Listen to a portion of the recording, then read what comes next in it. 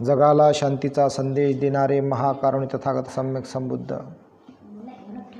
भगवंतांनी निर्माण केलेला सद्धम्म प्रचार आणि प्रसार करणारा पूजनीय भिक्खू संघ यांना त्रिवार वंदन. प्रियदर्शी राजा सम्राट अशोक विश्वभूषण डॉक्टर बाबासाहेब आंबेडकर यांना अभिवादन. भगवान बुद्ध आणि त्यांचा धम्म द्वितीय खंड भाग 4 घरचे निमंत्रण, त्यामधील पाठ 6. मंत्र्यांचे प्रत्युत्तर.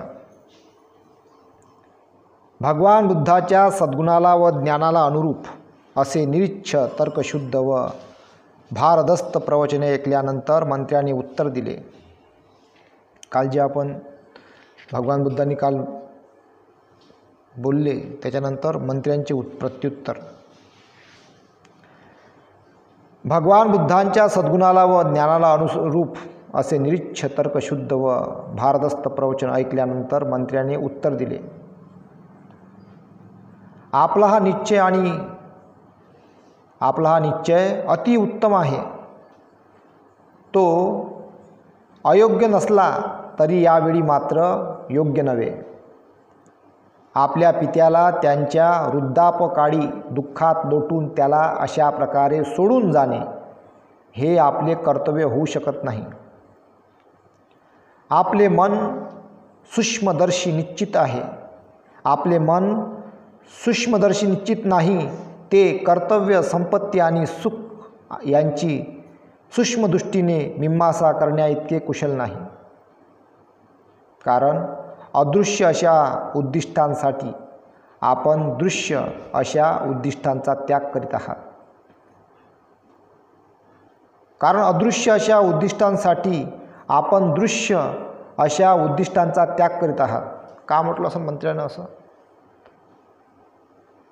मंत्री तर अज्ञानी आहेच, पण तो भगवान बुद्धाशी डिबेट करू राहिला, बोलून राहिला, प्रत्युत्तर देऊ राहिला.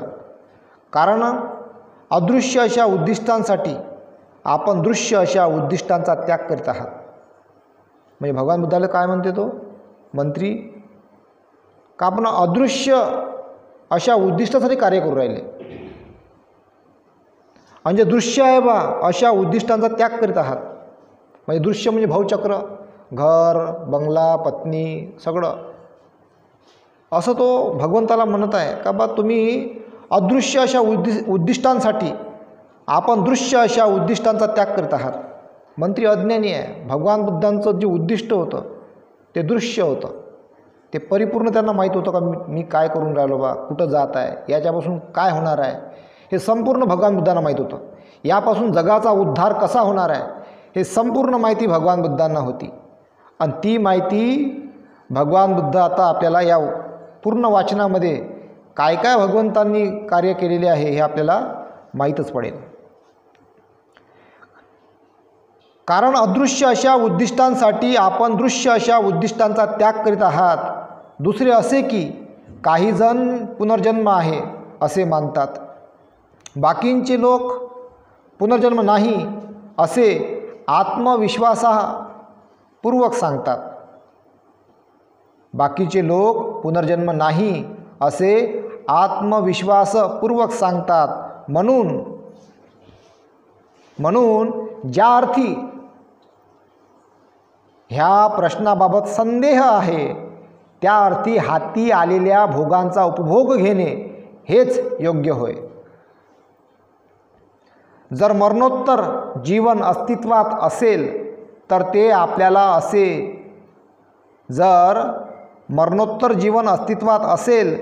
ते आपल्याला जसे मान्य होईल तसा आपण त्याचा उपभोग घेऊ. पण जर मरणोत्तर जीवन अस्तित्वात नसेल तर सर्व जगाला निश्चितपणे विनाशायास मुक्ती मिळाली आहे. निश्चितपणे जर मरणोत्तर जीवन अस्तित्वात नसेल तर सर्व जगाला निश्चितपणे विनाशायास मुक्ती मिळाली आहे. काही लोक पुनर्जन्म आहे असे मानतात, परंतु ते मुक्तीची शक्यता मानित नाहीत. अग्नी ज्याप्रमाणे स्वभावताच उष्ण असतो आणि पाणी प्रवाही असते, त्याप्रमाणे आपल्या क्रियाशक्तीचाही एक विशिष्ट स्वभाव असतो असे ते मानतात. काही लोक म्हणतात की सर्व वस्तू चांगल्या आणि वाईट व सत आणि असत अशा स्वाभाविक गुणधर्मातून उत्पन्न होतात आणि ज्या अर्थी हे सर्व जग स्वाभाविकपणे उत्पन्न झाले त्या अर्थी आपले सर्व श्रम व्यर्थ होत. या अर्थी इंद्रियांची क्रिया निश्चित आहे आणि बाह्य वस्तूचीही अनुकूलता किंवा प्रतिकूलता निश्चित झालेली असते. त्या अर्थी वृद्धापकाळ आणि दुःख यांच्याशी ज्या गोष्टी निगडीत झालेल्या आहेत त्या कितीही प्रयत्न केले तरी कशा बदलता येतील? त्या सर्व गोष्टी स्वाभाविकपणेच निर्माण होत नाहीत काय? प्रश्न. पाण्यामुळे अग्नी विझतो आणि अग्नी पाण्याची वाफही करतो. ही निरनिराळी तत्वे एक जीव होऊन ती या जगाची निर्मिती करतात. ही निरनिराळी तत्वे एक जीव होऊन ती या जगाची निर्मिती करतात. गर्भाशयातील गर्भ, हात, पाय, पोट, पाठ आणि डोके यांच्या हित साकार होतो तो आत्म्याशी संलग्न असतो. हे स्वाभाविकरित्या होते असे प्राज्ञ सांगतात. काट्यांचा अनकुचादारपणा कोण उत्पन्न करतो? काट्यांचा अनकुचादारपणा कोण उत्पन्न करतो? पशुपक्ष्यांचे निरनिराळे स्वभाव कोण बनवितो? हे सर्व स्वभावताच उत्पन्न होते. त्यात इच्छेकडून कोणतीही क्रिया घडत नाही. मग इच्छाशक्ती या नावाची चीज कशी असू शकेल? इतर काही जण म्हणतात की ईश्वर सृष्टी निर्माण करतो. तर मग आत्म्याचे जाणीवपूर्वक प्रयत्नशील राहण्याची आवश्यकता काय आहे? जो जगाला गतिमान करतो तोच त्या गतीला विरोध करतो. काही लोक म्हणतात की जन्मास येणे आणि नाश पावणे या दोहोंचेही कारण आत्मा आहे. परंतु ते असे म्हणतात की जन्मास येणे हे विनाशायास होते, पण मोक्षप्राप्ती मात्र प्रयासानेच लाभते. पहा काय म्हटलं गेलेलं आहे. जन्मास येणे विनाशायास होते, पण मोक्षप्राप्ती मात्र प्रयासानेच लाभते. मनुष्य संपत्ती निर्माण करून पूर्वजांचे ऋण फेडतो, तसेच तो विद्यार्जनाने ऋषींचे आणि यज्ञ करून देवांचे ऋण फेडतो. मनुष्य ह्या 3 ऋणांचे ओझे घेऊनच जन्माला येतो. या ऋणातून मुक्त होतो, त्यालाच खरी मुक्ती मिळते. अशा प्रकारे सुज्ञांच्या मते जो या नियमक्रमानुसार प्रयत्न करतो त्यालाच मोक्षप्राप्ती होते. परंतु ते आपल्या सर्व शक्तीने प्रयत्न करण्यास तयार असले तरी त्यांना मोक्ष मिळत नाही. व्यर्थ सायास मात्र त्यांच्या पदरी पडतात. म्हणून तरुण पुरुषा, तुला मुक्तीचीच तळमळ असेल तर विहित नियमांचा अवलंब कर. याप्रमाणे तुला मुक्ती मिळेल आणि महाराजांच्या दुःखाचाही अंत होईल. अरण्यातून स्वगृही पुनरागमन केल्यामुळे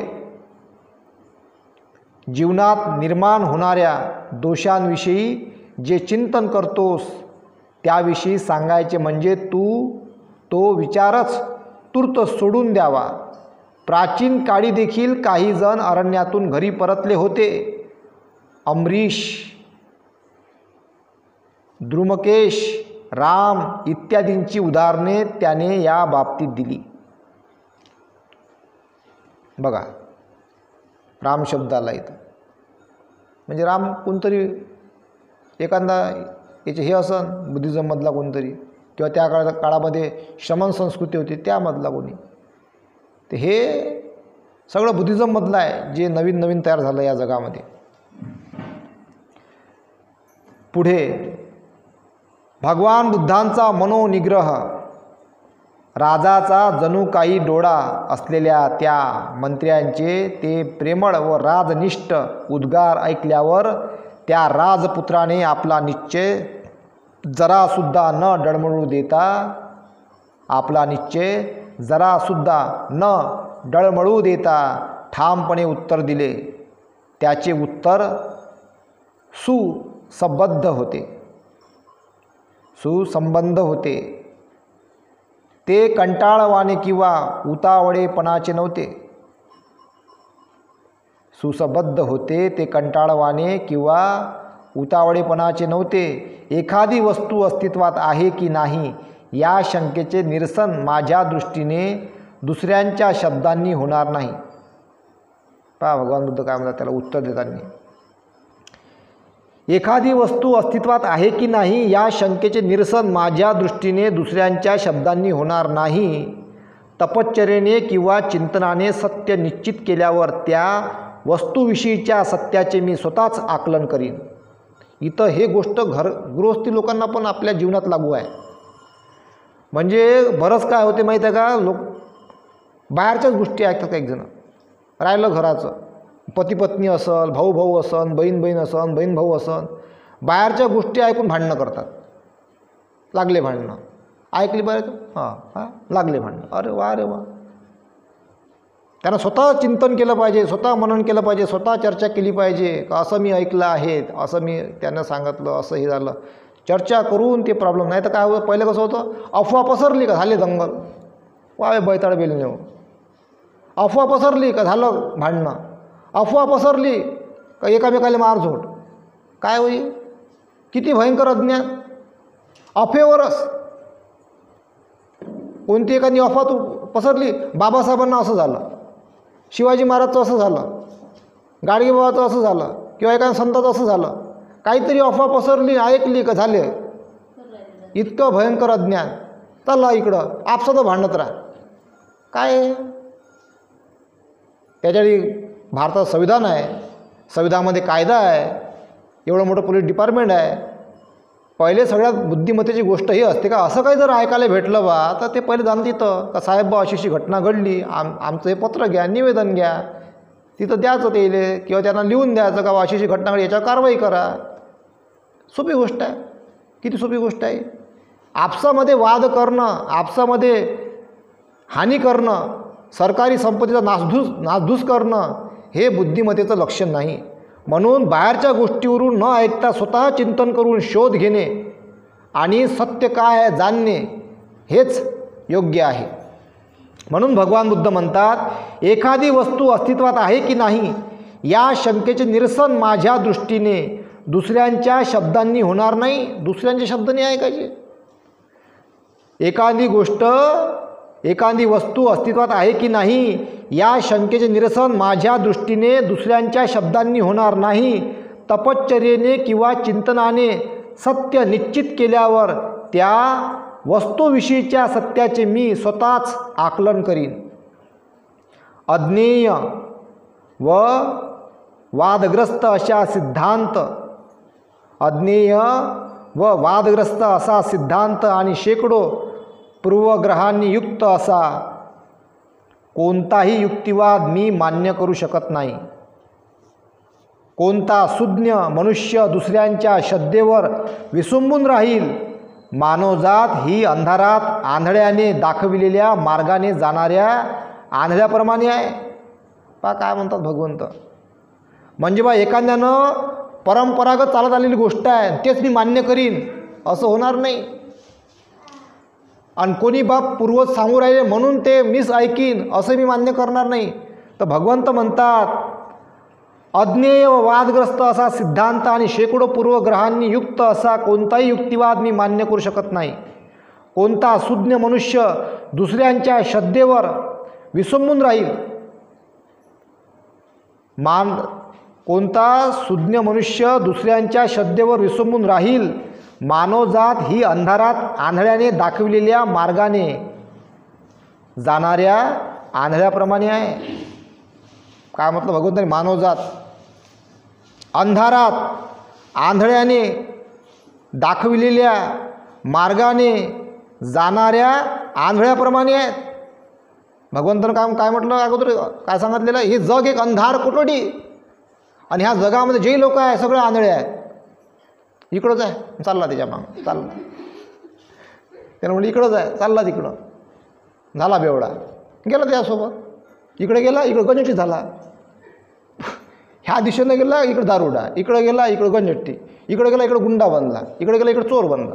अरे आंधळे आहे ना सगळे. म्हणून भगवंत म्हणता मानवजात ही अंधारात आंधळ्याने दाखविलेल्या मार्गाने जाणाऱ्या आंधळ्याप्रमाणे आहे. आंधळच कोण म्हटलं असं? काहून म्हटलं असं आंधळं? कारण अज्ञान आहे. म्हणजे एखादा असं वाटतं मी लय हुशार, मग दुसऱ्याची जो खिल्ली उडवते, हासा उडवते, वाटते मी लय हुशार आहे. हासा उडवणं, हे ते खिल्ली उडवणं किंवा मग निंदा करणं, त्यापासून द्वेष पसरवणं, म्हणजे त्या अज्ञानानं काय उरालं? दुःख जास्त पसरून राहिलं, मग संकट वाढून राहिलं. म्हणजे जिथं करुणा उत्पन्न झाली पाहिजे, मैत्री उत्पन्न झाली पाहिजे, मुदिता आनंद उत्पन्न झाला पाहिजे, हे नाही होऊ राहिलं. करुणा, मैत्री, मुदिता, आनंद, शांती हे उत्पन्न नाही होऊ राहिली, हे प्रस्थापित नाही होऊ राहिली. उत्पन्न काय होऊ राहिलं? राग, द्वेष, लोभ, मोह. काही जणांचं हेच काम राहिलं दिवसभर. राग उत्पन्न करणं, द्वेष उत्पन्न करणं, लोभ उत्पन्न करणं आणि मोह उत्पन्न करणं. म्हणजे राग उत्पन्न करणं आहे, या जातीचं त्या जातीपुढे राग उत्पन्न करणं, हेच चालू राहते दिवसभर काम. काही जणांचं काम राहते या धर्माच्या प्रती त्या धर्माच्या मनात द्वेष उत्पन्न करणं, राग उत्पन्न करणं, हेच काम चालू राहते. वो लोग ऐसे या ऐसा आहे. वा रे वा बैताडा, की ना रागच उत्पन्न करत राहायचं. कायचा तू धार्मिक आहे? कोणत्या देवाला पुजतं? कोणत्या ईश्वराला पुजतं?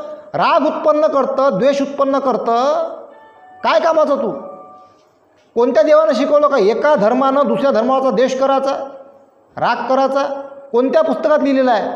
राग उत्पन्न करायचा, द्वेष उत्पन्न करायचा कुठल्याच ह्याच्यामध्ये लिहिलेलं नाही आहे.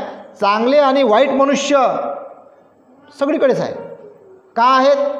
कारण अज्ञान आहे. हे जग एक अंधार कोठडी आणि ह्या जगातला मनुष्य प्राणी एक कैदी आहे. तो अंधारात आहे आणि अंधारात असल्यामुळं तो राग उत्पन्न करतो, द्वेष उत्पन्न करतो, लोभ उत्पन्न करतो, मोह उत्पन्न करतो आणि तो भांडणं लावायचे कामं करतो. म्हणून ह्या देशामध्ये आणि जगामध्ये जागोजागी हिंसा, चोरी, व्यभिचार, खोटं बोलणं आणि व्यसन याचं प्रमाण अतिरेक वाढलेलं आहे. आणि हे कमी करायचं असेल तर आपल्याला शांती, मैत्री, करुणा, मुदिता म्हणजे आनंद हे प्रस्थापित करावं लागन, याला उत्पन्न करावं लागन, याचा प्रचार आणि प्रसार जास्तीत जास्त प्रमाणात करावं लागन. तेव्हाच शांती, मैत्री, करुणा, मुदिता, आनंद प्रस्थापित होईल. म्हणून भगवंत म्हणतात मानवजात ही अंधारात आंधळ्याने दाखविलेल्या मार्गाने जाणाऱ्या आंधळ्याप्रमाणे आहे. परंतु सत्य जरी स्पष्टपणे समजले नाही किंवा चांगल्या व वाईटाविषयी संदेह असेल तरी माणसाने आपले मन चांगल्या गोष्टीवरच केंद्रित करावे. पहा, हे माणसाला आता गृहस्थ जीवनात लागू होते या गोष्टी. काय म्हणतात भगवंत? परंतु सत्य जरी स्पष्टपणे समजले नाही किंवा चांगल्या व वाईटांविषयी संदेह असेल तरी माणसाने आपले मन चांगल्या गोष्टीवरच केंद्रित करावे. चांगल्या गोष्टीवर केंद्रित केलं पाहिजे. मग ते सत्य तुम्हाला पटलं असेल किंवा नसेल पटलं किंवा संदेह असेल तरी तुमचं मन कुठं असलं पाहिजे? चांगल्या गोष्टीवरच केंद्रित असलं पाहिजे. नाही तर माहीत पडलं सत्य केली हिंसा, असं नाही करायचं. भगवंत म्हणता इथं धम्म काय म्हणते? इथं धम्म म्हणते जरी तो चुकीचा असेल, मग कोणी असो, चुकीचा जरी असेल, तिथं भगवंत म्हणतात कुठल्याही प्रकारची हानी करू नको, कुठल्याही प्रकारची हिंसा करू नको, त्याला माफ कर किंवा त्यागून दे. एक तर माफ कर किंवा त्यागून दे किंवा दुरुस्त कर. दुरुस्त कर, पण हिंसा करू नको, हानी करू नको, हे भगवंताचा धम्म म्हणतो. म्हणून भगवंत पुढे जाऊन हे म्हणतात, या भवचक्रामध्ये जर सोबतीला आता पतिपत्नी आहेत, काही उत्पन्न होत असेल, काही राग उत्पन्न होत असेल, द्वेष उत्पन्न होत असेल, मनामध्ये कधी हिंसा उत्पन्न होते, आहे का नाही? एखाद्या स्त्रीच्या उत्पन्न होते मनात किंवा पुरुषाचा उत्पन्न होते. तर भगवंता धम्म काय म्हणते? हिंसा करू नको म्हणते. भगवंता धम्म म्हणते एक तर माफ कर किंवा माफी माग किंवा माफ करून दे किंवा त्यागून दे किंवा त्याला दुरुस्त कर, पण हिंसा करू नको. हे भगवंताचा धम्म सांगते आपल्याला वारंवार. हिंसा करणे कुठल्याही गोष्टीचा उपाय नाही. आपल्या सोबतीला जर योग्य साथीदार नाही भेटला म्हणते भगवंत, तर एकटं चाला म्हणते. एकटं म्हणजे हानी व्हायचं कामच नाही. सगळ्या दुरुस्त्या. नाही तर काय होते? नाही पटलं केले भांडणं, नाही पटलं केली हिंसा, काही आढळलं केली हिंसा. हिंसा करणे हा कुठल्याही गोष्टीचा उपाय नाही. कुठल्याही बाबीवर हिंसा करणे भगवंता धम्म सांगत नाही. माफ करून द्या म्हणते, त्यागून द्या किंवा दुरुस्त करा किंवा एकटे चाला. तर परंतु भगवंत म्हणतात, सत्य जरी स्पष्टपणे समजले नाही किंवा चांगल्या व वाईटांविषयी संदेह असेल तरी माणसाने आपले मन चांगल्या गोष्टीवरच केंद्रित करावे. सत्य प्रवृत्तीच्या माणसाला काही व्यर्थ श्रमसुद्धा शेवटी कल्याणकारकच ठरतात.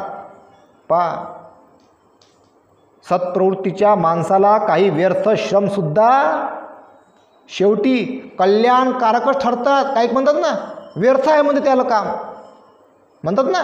एखादं चांगलं काम करत असन, सत्मार्गानं काम आहे, चांगलं काम आहे, काय व्यर्थ आहे म्हणते, टाईमपास करू राहिला म्हणते, व्यर्थ आहे. आता काही जण मला म्हणतात, फिरतो गाडी घेऊन दिवस पुस्तकं भगवंताचे धम्माचा प्रचार करतो, पुस्तकं धम्माचे हे करतो, माहिती सांगतो कोणाला थोड्याशा गोष्टी सांगतो धम्माच्या. काही जण काय वाटते? व्यर्थ आहे म्हणते. मग भगवंत काय म्हणतात? सत्प्रवृत्तीच्या माणसाला म्हणजे सत्याच्या मार्गाने चालणाऱ्या माणसाला काही व्यर्थ श्रमसुद्धा शेवटी कल्याणकारकच ठरतात. जरी व्यर्थ असं पण सत्य आहे, ते धम्माच्या मार्गी आहे, तरी ते काय आहे? एकाने समजून घ्या, म्हातारी असन बिचारी, काही शिकली नाही, अनपढ आहे, आणि तिला काहीतरी शांत राहायचं, मन शांत ठेवायचं. तिला जर मी एखादी माळ देऊन दिली तिच्या हाती 108 मण्याची, धम्मातूनच निघालेली माळ आहे, ते तयार झालेली आहे. त्याचं हे एक रूप आहे ते. म्हणजे त्याला आपण काहीतरी अज्ञानी माणसा त्या काळामध्ये तयार झाली ते. तर 108 प्रकारची माळ असते ती 108 मण्याची. एखाद्या म्हाताऱ्याला देऊन दिली समजून घेते माळ. तिला म्हटलं, मा त्रास होऊ राहिला काय? असं म्हणत राहा, ओम मणी पद्मे हू, ओम मणी पद्मे हू. तिचं मन शांत होऊ राहिलं, कारण ते काहीतरी करून राहिली ना. तिला कोणा त्रास तर नाही तिचा आला कोणाला, काहीतरी बिचारी आपली ओम मणी पद्मे म्हणून तिला काही रोग असतील शरीराचे, काही वेदना असतील, ते झाकू राहिल्या, दबून राहिल्या. त्या आपल्या याच्यात गुंग आहे मस्त. बिचारी जेवते थोडीशी अर्धिक भाकर आणि ओम मणी पद्मे हू चालू. काय कोणाला त्रास आहे? चांगली गोष्ट आहे. म्हातारपणामध्ये काही त्यापासून आधार मिळत असेल तर ते केलं पाहिजे. म्हणून भगवंत म्हणतात, सत्प्रवृत्तीच्या माणसाला काही व्यर्थ श्रमसुद्धा शेवटी कल्याणकारकच ठरतात. मग हे जरी व्यर्थ असतं मनी जपणं, तरी ते कल्याणकारक आहे. परंतु ही पवित्र परंपरा अनिश्चित आहे हे पाहिल्यानंतरही विश्वसनीय व्यक्तींनी जे सांगितले तेच बरोबर होय हे लक्षात घ्या. आणि विश्वसनीयता म्हणजेच निर्दोषता हे लक्षात ठेवा. जो सर्वस्वी निर्दोष आहे तो सत्याचा अपलाप करणार नाही. जो निर्दोष आहे तो सत्याचा अपलाप करणार नाही. आणि घरी परतण्याविषयी आपण मला जे सांगितले त्याविषयी बोलावयाचे म्हणजे आपण दिलेली उदाहरणेही प्रमाण होऊ शकत नाहीत. कारण कर्तव्य ठरविताना ज्यांनी प्रतिज्ञाभंग केला आहे अशांची उदाहरणे प्रमाण म्हणून कशी धरता येतील? भगवंत काय म्हणतात? कारण कर्तव्य ठरविताना ज्यांनी प्रतिज्ञाभंग केला आहे अशांची उदाहरणे प्रमाण म्हणून कशी धरता येतील? म्हणजे बा मला जर तुला काउंटर करायचं आहे, काही सांगायचं तर माझ्यापेक्षा उंच पाय कोणी, पण सम्यक संबुद्धापेक्षा जगामध्ये कोणी उंच नाही. मग काय उदाहरणं देणार आहे तिथं? सामान्य मनुष्य थोडी होते. या जगातला सगळ्यात श्रीमंत, सगळ्यात बुद्धिवान, महाकारुणिक, ज्याच्याविषयी करुणा अफाट आहे, महान शांतीनायक, शांतीदूत, जो जगातला सगळ्यात मोठा शांतीदूत आहे, महान मैत्रीय बल असणारा आणि महान असा आनंद प्रस्थापित करणारा भगवान बुद्ध आहेत.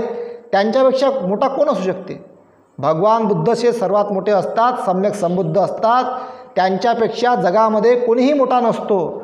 म्हणून पुढे म्हणतात भगवंत, म्हणून सूर्यही कदाचित पृथ्वीवर पडेल, हिमालय पर्वतही आपले स्थान सोडील, परंतु इंद्रिय सुखोपभोगासाठी संसारी मनुष्य बनून मी कधीही घरी परत जाणार नाही. मी भडकलेल्या अग्नीत प्रवेश करीन.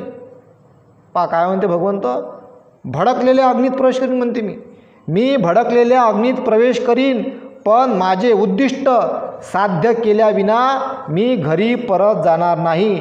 एवढे बोलून तथागत उठले आणि आपल्या वैराग्ययुक्त दृढनिश्चयानुसार पुढे चालू लागले.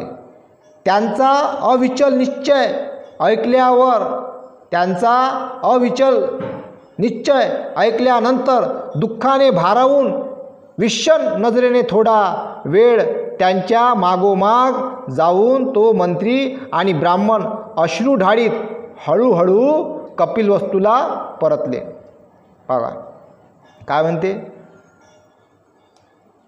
मी भडकलेल्या अग्नीत प्रवेश करीन, पण माझे उद्दिष्ट साध्य केल्याविना मी घरी परत जाणार नाही.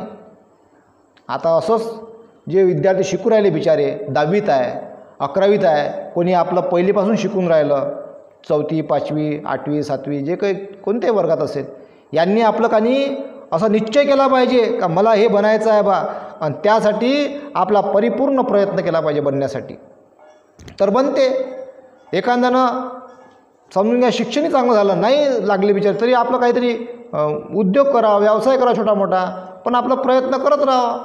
आपल्या जीवनाच्या उद्धारासाठी प्रयत्न केल्याने यश मिळतेच शेवटी. पण जर तुम्ही चुकीच्या मार्गाने गेले तर काही जण ठरवतात घरून जाते सुदनीमध्ये आणि तिकडून येते क्वार्टर मारून. म्हणजे निश्चय नाही करत का मी घरून सुदनीमध्ये चाललो, मी निश्चय करतो का मी परतही सुदनीमध्ये येईल, आहे का नाही. पण काय जाते सुदनीत, येते शरबत पिऊन. मग शरबत असं राहते नशिली, म्हणजे त्यापासून हानी होते मनुष्य मात्रांची. निश्चय केला पाहिजे का जसा बा मी कामाला सुदनीमध्ये जात आहे, मी सुदनीमध्येच परत येईल आणि माझ्या मुलाबाळांना मी खाऊ आणीन, चिवडा आणीन, ॲप्पल आणीन, चिकू आणीन, शेप आणीन, काजू आणीन, बदाम आणीन, असं काहीतरी फलफ्रूट आणीन बा, आणि त्यांचा मी सुखाने लालन पालन करीन. म्हणजे जे माये 200-300 रुपये दारूमध्ये चालले बा, नशेमध्ये चालले, तेच 200-300 रुपये वाचवून माझ्या मुलाबाळांना मी काही खायला आणीन, त्यांना काहीतरी मी घेऊन येईन सामान घरचं, भाजीपाला असते, फळं असतात, काही वस्तू असतात, ते आणीन बा. किती चांगली गोष्ट आहे. कारण शरीराला जर निरोगी ठेवायचं असेल तर तुम्हाला चांगलं बनण्यासाठी सतत प्रयत्न करावा लागेल, आणि जो सतत प्रयत्न करतो तोच मनुष्य चांगला बनतो. म्हणून भगवंत म्हणतात, मी भडकलेल्या अग्नीत प्रवेश करीन, पण माझे उद्दिष्ट साध्य केल्याविना मी घरी परत जाणार नाही. म्हणजे एखाद्याने हे ठरलं पाहिजे, मी दारू पिणार नाही असा निश्चय करतो, ठाम मांडलं पाहिजे असं का मी पिणारच नाही बा. मी दारू कोणी मला किती मिनटं लावल्या, कोणताही दोस्त भेटला आणि त्याला किती विनवणी केली तरी मी दारू पिणार नाही असा निश्चय केला पाहिजे. कारण ज्यापासून माझी हानी होत आहे, माझ्या मुलाबाळांची हानी होत आहे, माझ्या पत्नीसोबत भांडण होत आहे, दुःख निर्माण होत आहे, मी निश्चय करतो का मी कुठल्याही प्रकारचं व्यसन करणार नाही आणि माझ्या मुलाबाळांमध्ये मी आनंदाने आणि सुखाने जीवन कंठित करीन. एवढे बोलून तथागत उठले. भगवंत म्हणतात, मी भडकलेल्या अग्नीत प्रवेश करीन, पण माझे उद्दिष्ट साध्य केल्याविना मी घरी परत जाणार नाही. एवढे बोलून तथागत उठले आणि आपल्या वैराग्ययुक्त दृढनिश्चयानुसार पुढे चालू लागले. त्यांचा अविचल निश्चय ऐकल्यानंतर दुःखाने भारावून विषण्ण नजरेने थोडा वेळ त्यांच्या मागोमाग जाऊन तो मंत्री आणि ब्राह्मण अश्रू ढाळीत हळूहळू कपिलवस्तूला परतले. राजपुत्राविषयीच्या प्रेमामुळे आणि राजांवरील त्यांच्या भक्तीमुळे ते परत येताना पुन्हा पुन्हा थांबून मागे वळून पाहू लागले. आपल्या तेजाने तळपणाऱ्या कुणाच्याही हाती न गवसणाऱ्या त्या तथागतांकडे ते पाहूही शकत नव्हते किंवा त्यांच्यावरून दृष्टीही काढू शकत नव्हते. घरी परतण्यासाठी त्यांचे मन वळविण्यात अयशस्वी झाल्यावर तो मंत्री आणि तो उपाध्याय अडखळत्या पावलांनी परत फिरले आणि एकमेकांना विचारू लागले, आपल्या प्रिय पुत्रासाठी झुरत असलेल्या राजाबरोबर आपण जावे तरी कसे? आपल्या प्रिय पुत्रासाठी झुरत असलेल्या राजासमोर आपण जावे तरी कसे आणि त्यांची भेट तरी कशी घ्यावी? असं त्यांना प्रश्न पडला का बा आम्ही एवढे ते मंत्री का साधे होते का? अभ्यास होते चांगले ते मंत्री आणि ते उपाध्याय फेल पडले. तो ब्राह्मण फेल पडले. ते वळू शकले नाही. त्यांचं मन सम्यक संबुद्ध होते आणि सम्यक संबुद्ध हे ते आहे ना, आपण वंदना म्हणतो, एच बुद्धा अतीताच, एच बुद्धा अनागता, पच्चुपन्नाच ये बुद्धा, अहम वंदामी सबदा. मागील बुद्ध, वर्तमानातील बुद्ध आणि येणाऱ्या काळातली बुद्ध हे आपल्या निश्चयावर ठाम असतात. ते तथागत असतात आणि तथागताचा अर्थ होते सोप्या भाषेमध्ये सांगायचं म्हणजे जसा बोलतो तसा चालतो, जसा चालतो तसाच बोलतो. भगवान बुद्ध जे बोलतात तेच घडत असते आणि जे बोलत नाही ते घडत नाही. तर इतकं त्यांचं बल असते. सामान्य माणसाचं आहे का असं? गेले आजपासून मी दारू सोडली, आता पेणारच नाही. तथागत होय काय? गेला, आले, घेतली, कोणत्या ना कोणत्या दिवशी घेतेस. तथागतचे 0.1% जरी गुण अंगात राहिले ना, 0.1, तरी माणूस सोडून देते, पकडतच नाही, धरतच नाही. ते तथागतासारखे असले पाहिजे. काही जण शब्द येला, बाई